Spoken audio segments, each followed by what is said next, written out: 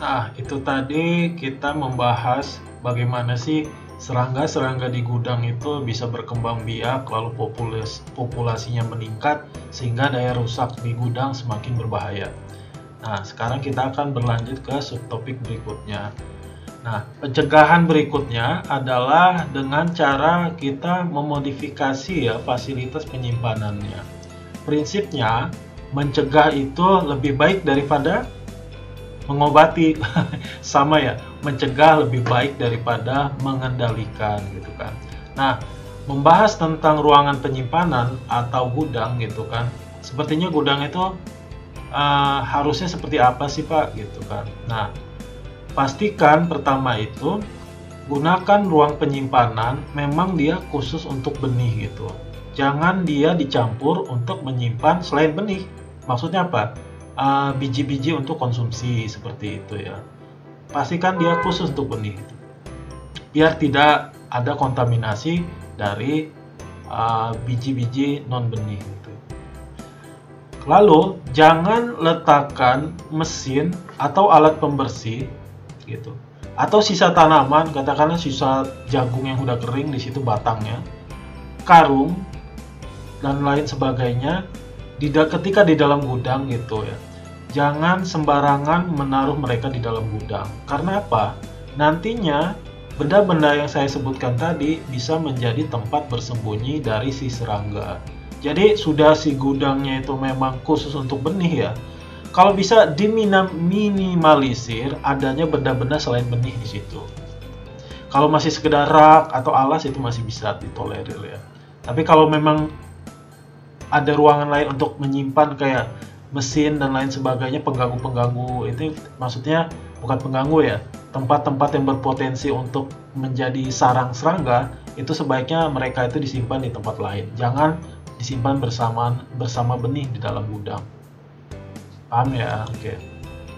Nah, jangan menumpuk semua benih jadi satu. Misalkan seperti kayak kita misalkan menumplakkan pasir dari truk gitu, langsung ditumpuk jadi gunungan gitu. Bukan. Jangan seperti itu ya. Karena apa? Kalau begitu caranya, kaku-kaku. Kalau cara yang demikian itu nantinya apa? Dia nanti merangsang peningkatan metabolic heat ya. Jadi mereka numpuk tanpa sirkulasi udara yang baik. Karena aerasi di tumpukan itu tidak bagus ya. Di dalam tumpukan bagian bawah, bagian tengah, itu kan banyak sekali benihnya. Jadi bisa panas dibandingkan yang ada di permukaan. Nah, metabolic heat tadi yang seperti kita bahas tadi pada akhirnya bisa mengundang patogen, yaitu apa? Jamur ya, fungi. Oke. Sebaiknya dikemas seperti ini nih, ada tanda contreng thread. Dibilah-bilah menjadi karung per karung, lalu ditumpuk rapi gitu. Jadinya apa? Lebih ada sirkulasi udara gitu, sehingga nantinya panas metaboliknya juga bisa lebih rendah gitu. Sehingga potensi untuk datangnya jamur menjadi lebih rendah.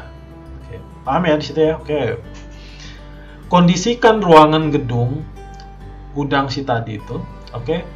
Kondisinya kering, juga sejuk, cool ya, gitu. Sejuk, dingin, cool gitu ya. Tapi bukan sampai membeku seperti itu, oke. Juga terang. Kita paham kenapa harus ruangannya itu terang gitu ya.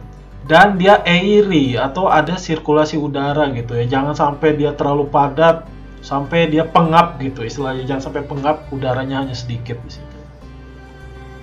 Nah, ketika dia dibikin plot per plot atau segmen-segmen berupa kayak tumpukan karung seperti ini ya. Kalau bisa itu kemasannya itu misalkan ditaruh karung ini, dia pilih yang tahan penetrasi serangga ya, gigitan serangga atau tahan dari susupan serangga. Kalau bisa seperti itu. Nah, yang seperti apa sih Pak yang tahan? Ya mungkin kalau kayak karung goni mungkin masih bisa ya disusupi sama serangga.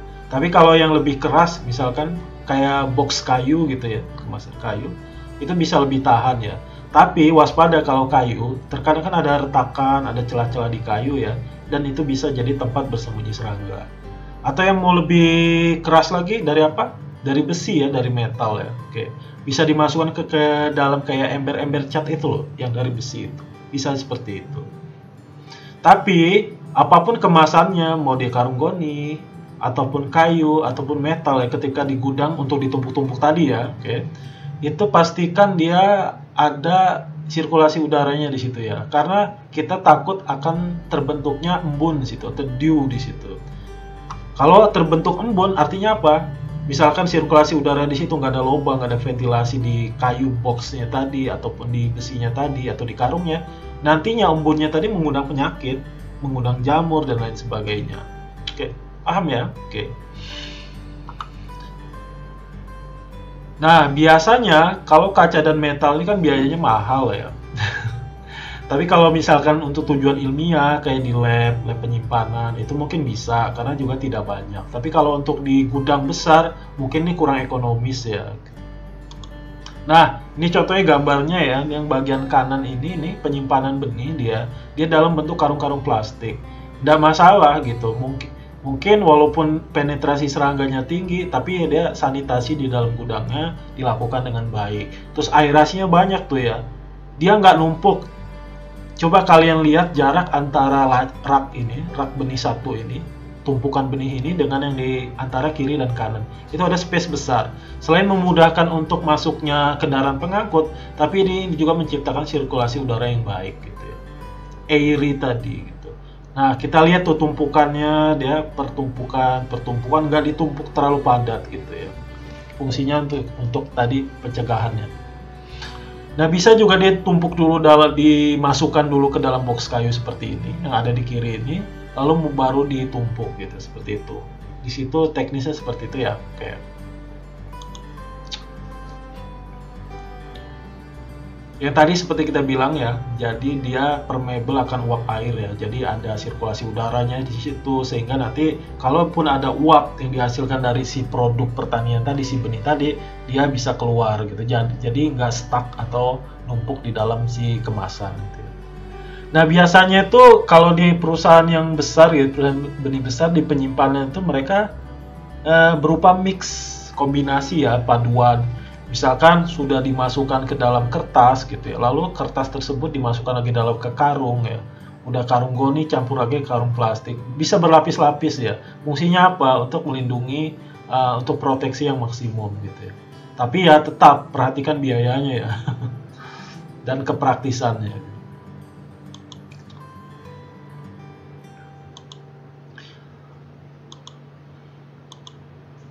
Nah, tadi kita sudah bagaimana sih Pak men-setting si ruangan gudangnya tadi ya.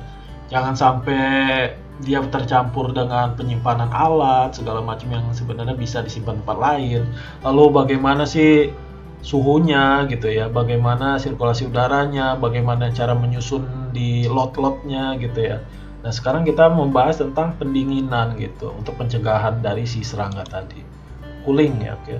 Nah, prinsipnya serangga itu masih tahan untuk berkembang biak pada suhu 5 derajat Celcius di bawah suhu ideal. Ayo, diingat, saya tadi pernah bilang ya di video sebelumnya, itu kalau tiap serangga, beda spesies, beda kelompok gitu ya, beda tipenya, itu akan memiliki interval suhu yang mereka anggap itu cocok untuk perkembangbiakan. Jadi untuk musim kawinnya mereka menyukai range suhu tertentu. Misalkan 22 sampai 27 gitu. Atau 30 sampai 33 derajat Celcius. Nah, misalkan tadi range paling kecilnya itu 22 derajat Celcius gitu. Berarti suhu 5 derajat lebih rendah dari itu berarti 17. Atau misalkan 27 derajat, maka dia masih bisa berkembang biak 5 derajat di bawah dari 27 derajat Celcius tadi. Berapa? 22 ya. Kira-kira seperti itu. Jadi bagaimana Pak? Maksudnya di sini artinya ketika kita mau men-setting temperatur di dalam penyimpanan untuk menghilangkan si serangga tadi ya, atau membuat mereka tidak terlalu bernafsu gitu untuk berkembang biak, maka turunkan setidaknya 5 derajat Celcius lebih rendah dari suhu optimum perkembangbiakan. Paham ya? Bisa lebih rendah dari itu lebih bagus.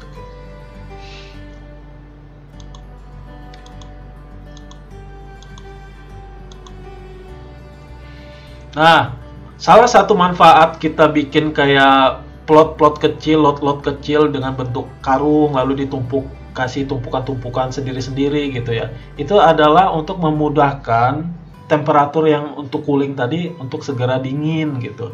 Bandingkan misalkan dia tidak dibikin lot-lot seperti itu, mereka berjubel-jubel padat, tidak ada sela-sela gitu ya. Maka dia temperatur untuk yang dingin mungkin hanya ada di lapisan paling luar, sedangkan yang di bagian tengah itu dia nggak dapet dinginnya gitu, karena nggak ada sirkulasi, nggak ada space di situ. Jadinya apa? Si serangga yang di dalam tumpukan tadi ya fine aja walaupun dingin di luar, tapi kan mereka adem di situ, sehingga mereka bisa berkembang biak dengan baik di situ. Jadinya salah satu fungsi lot-lot kecil tadi ya untuk ini mengefisiensikan si pendinginan tadi.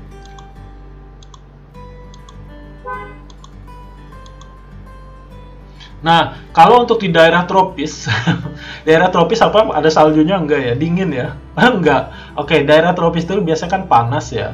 Jadi kan selain kita tadi atur sirkulasi udaranya ya, mungkin bisa ditambahkan kipas ya gitu untuk pendinginnya. Tapi bisa juga kita tambah apa itu refrigerator ya. Atau mungkin bisa ditambahkan AC ya, seperti itu ya. Jadi intinya kita kan pengen turun ya temperaturnya di cooling ini. Kalau daerah tropis ya nggak mungkin kayak di daerah di Eropa yang dingin sana ya. Jadi walaupun tanpa AC mereka nggak perlu tidak perlu penambahan AC atau refrigerator ya untuk membuat dingin ya. Jadi cukup untuk kondisi lingkungannya udah cukup. Nah kalau daerah tropis akan berbeda ya. Jadi kita perlu tambahan refrigerator ya. Kalau bisa ditambahkan kipas atau blower di situ ya, untuk sebagai pendinginnya.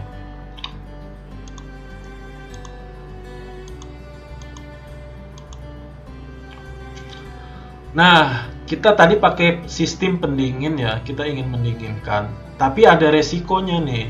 Ketika dia dingin, biasanya di awal-awal itu suhu temperatur ruangan itu diturunkan, biasanya akan tercipta kelembaban udara itu. Karena apa? Turunnya temperatur itu nanti udara-udara di air di udara itu dia kayak membentuk kayak embun gitu ya. Karena dia masih proses awal, kaget gitu ya. Nah, embun-embun ini pada akhirnya nanti kan bisa masuk ke dalam benih gitu. Kayak kita pagi hari itu kan banyak gutasi ya gitu. Nah, begitu juga ruangan yang baru saja didinginkan, itu biasanya terjadi titik-titik air ya. Nah, titik-titik air ini nantinya akan terserap masuk ke dalam benih. Nah, kalau benih kadar airnya tinggi gimana? Itu lebih disukai serangga ya. Jamur juga lebih suka untuk tumbuh di permukaan si benih tadi. Sehingga nantinya malah bisa juga beresiko terhadap kerusakan si benih itu. Jadi gimana Pak? Kita pengen mendinginkan, tapi juga kita bersamaan dengan itu ingin kelembaban udaranya itu bisa terkendali atau dalam posisi ideal. Kita bisa gunakan yang namanya apa? Itu di bawah tuh dehumidifier gitu. Kalian bisa searching gitu. Kalau kalian punya uang lebih silakan beli di rumah. Ada yang punya? Oh, oke. Jadi dia otomatis ya, sama seperti peralatan elektronik lain. Nah, pada prinsipnya untuk temperatur ataupun kadar air ya, biasanya temperatur yang tinggi atau kadar air benih yang tinggi itu sebenarnya tidak ideal untuk penyimpanan benih ya. Itulah kenapa kita pengennya kondisi udara itu yang sejuk gitu, yang dingin ya. Juga kadar airnya itu jangan sampai tinggi gitu ya, karena mengundang dari si fungi tadi. Ini nih, temperatur tinggi dan kadar air benih yang tinggi itu berbahaya bagi penyimpanan. Halo, tadi kita membahas di video sebelumnya ya tentang bagaimana sih kita mengatur ruangan penyimpanan ya berdasarkan karakteristik dari si serangganya ya, terus bagaimana karakteristik lingkungannya gitu ya. Sekarang kita mau membahas pencegahannya itu menggunakan metode airtight storage ya, atau penyimpanan kedap udara. Airtight di sini kedap udara itu bukan artinya sama dengan ini ya hampa ya. Yang penting jangan sampai keliru itu. Kalau hampa bisa 100% tidak ada udara itu di lingkungannya. Tapi kalau airtight artinya dia terbebas dari pengaruh atau kontaminasi udara dari luar gitu, atau lingkungan dari luar. Nah, Gimana sih Pak airtight ini dalam penyimpanan, dalam pencegahan serangan serangga di dalam penyimpanan? Oke, jadi dalam teorinya ya, ketika terjadi penurunan 3% saja oksigen, maaf salah tulis itu, penurunan 3% oksigen di udara gitu ya, itu bisa berakibat fatal bagi serangga gitu ya. Sama seperti kita kalau kurang udara, kesulitan bernapas ya. Begitu juga serangga. Turunkan saja 3% oksigen di tempat penyimpanan, maka itu bisa berakibat buruk ke serangga yang mengganggu di dalam gudang tadi. Nah, gimana Pak cara nurunin kadar oksigen di udaranya Pak? Nah, cara menurunkan kadar oksigen itu bisa menggunakan atau kita bisa memasukkan yang namanya gas, gitu, gas lain selain oksigen ya di situ ya. Tapi dengan catatan gas yang dimasukkan itu bersifat inert, artinya dia tidak bereaksi dengan kimia yang ada di udara gitu ya. Contohnya apa sih? Yang gas-gas yang tidak bereaksi dengan senyawa lainnya gitu. Itu ada namanya karbon dioksida ya ataupun nitrogen. Dia banyak di atmosfer gitu ya. Tapi dia tidak mudah untuk bersenyawa dengan molekul-molekul lain yang ada di udara gitu ya. Jadi dia relatif stabil ya atau inert. Nah, kita kalau menggunakan karbon dioksida ataupun gas nitrogen ya, ketika kita masukkan di suatu ruangan atau kemasan, maka keberadaan si gas-gas inert ini mengusir gas dari oksigen tadi. Jadi oksigennya terusir ya. Nanti dengan terusir itu, nantinya oksigennya jadi berkurang kadarnya di atmosfer ataupun di udara. Nah, setelah tadi misalkan di kemasannya itu kita buat airtight, kita usir oksigennya dengan penambahan CO2 ya, ataupun gas inert lainnya. Setelah oksigennya tadi sudah turun, segera kita seal, kita tutup ya, sehingga kondisinya menjadi ya tadi airtight tadi ya, kedap udara gitu. Apa saja yang kira-kira berpotensi untuk penyimpanan kedap udara? Kemasan botol kaca ya, apalagi plastik ya seperti itu. Itu untuk kemasan misalkan yang dalam skala kecilnya. Bagaimana Pak? Misalkan kita mau ruangan penyimpanannya, ruangan itu bersifat airtight, bisa gitu. Bisa diperlakukan yang sama. Jadi ruangan itu ruangan yang kedap gitu ya, tidak bisa dimasukin udara dari luar. Kemudian kita masukkan di situ lewat selang atau apa, bagaimana teknisnya, gas-gas inert tadi sehingga si oksigennya terusir gitu ya. Sehingga nanti serangga-serangga di dalam gudang tersebut akan mabuk istilahnya ya, pusing-pusing terus dia bisa mati gitu. Nah, ini contohnya kalau dalam kemasan yang kecil-kecil tuh botol ya. Itu biasanya di lab yang seperti itu ya penyimpanannya ya, atau di kemasan benih ya.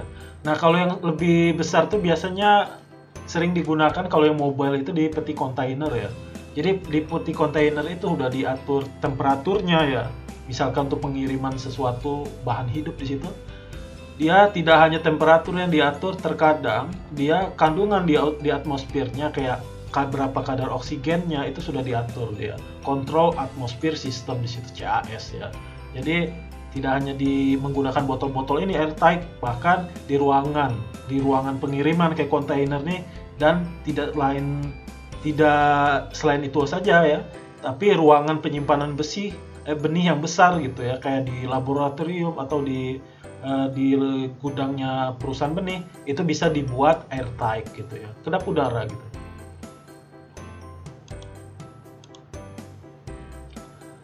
Kita sudah membahas bagaimana sih airtight. Sekarang kita menggunakan yang sepertinya ini paling mudah atau paling sering kita lihat ya.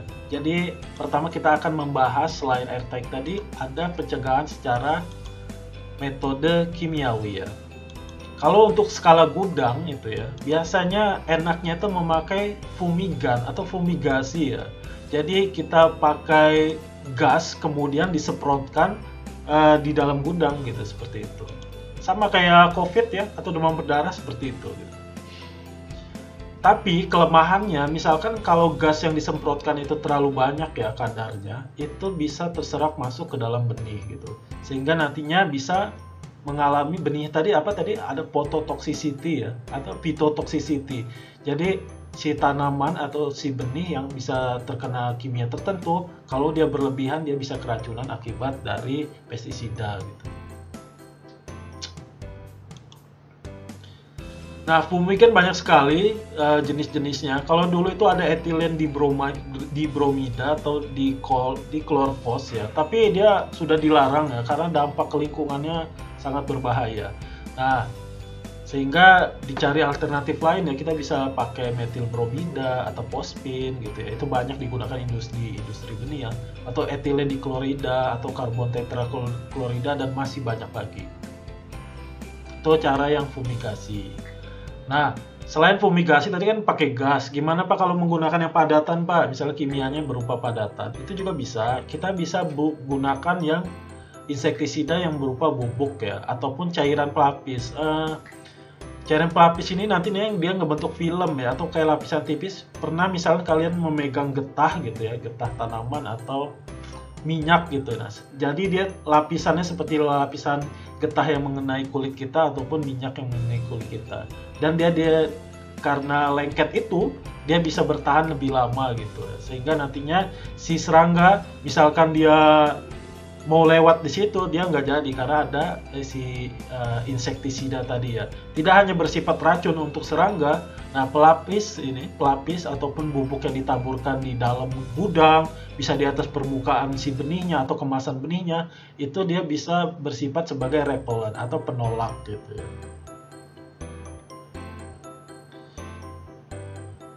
Contohnya itu ada di situ, piretrin, dia pestisida sekaligus repellent di situ. Adakah cara lainnya? Banyak gitu kan. Seperti yang kita sebelumnya, jauh di video sebelumnya itu kita menyinggung tentang apa? Seed treatment ya. Itu salah satu cara menggunakan kimia ya. Oke, sepertinya materi kita cukup sampai di sini. Selesai untuk yang bagaimana sih hama penyakit dalam produksi benih. Mulai dari bagaimana sih mekanismenya, bagaimana pencegahannya ya. Dari pratanam, budidaya, lalu pasca panen gitu ya. Terus bagaimana sih pencegahannya ketika sudah ada di gudang gitu. Kita sudah bahas itu, walaupun saya akui itu masih dalam lingkup general ya, umum ya. Karena sebenarnya dunia perbenihan itu adalah dunia yang luas. Industri perbenihan itu ada industri yang sangat masif gitu ya. Jadi tidak akan mungkin bisa dibahas dalam satu mata kuliah yang hanya pertemuan ala kadarnya seperti ini gitu. Terlebih lagi secara daring ya gitu ya. Saya juga berterima kasih atas respon-respon dari kalian, pertanyaan segala macam. Semoga slide yang saya berikan, video yang saya tampilkan bisa menjawab satu persatu pertanyaan yang sudah pernah kalian layangkan ke saya. Adapun kekurangannya, silakan. Misalkan belum sempat dijawab melalui slide video ini, belum terjawab lewat semua ini, kalian bisa layangkan pertanyaan kalian melalui apa? Via WA aja ya, langsung personal ke saya. Tanyakan ke ketua kelas kalian yang keren itu. Oke, mintakan nomor saya, silakan kirim saya ke situ ya. Oke ya. Atau bisa lewat email ya. Tanyakan saja ke kakak tingkat kalian, semua tahu email saya. Atau nanti saya akan cantumkan ya di deskripsi video seperti itu ya.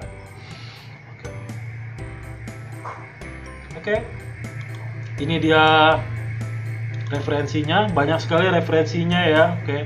Mungkin kalau kalian ingin memperdalam tentang teknologi benih ini, ya ada salahnya kalian bertanya ke rekan-rekan kalian yang di prodi tetangga kita ya. Teknologi apa? Teknik produksi benih ya, atau dosen-dosen beliau-beliau yang ada di prodi tersebut gitu ya. Oke, selamat belajar dan terima kasih ya. Assalamualaikum warahmatullahi wabarakatuh.